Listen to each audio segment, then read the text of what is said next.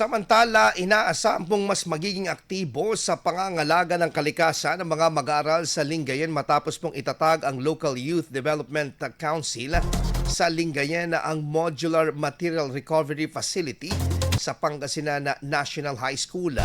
Ang Modular Mrf ay magsisilbing sentro ng tamang segregasyon, koleksyon at pansamantalang pag-iimbak ng recycle at biodegradable na basura sa loob ng paaralan.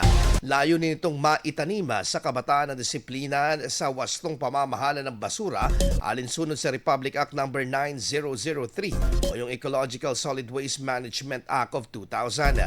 Hinikayat naman ng mga mag-aaral at iba pang kabataan sa bayan na makiisa sa pamamahala ng basura bilang panimulang hakbang sa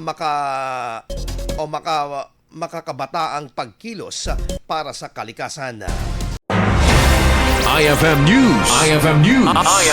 IFM News.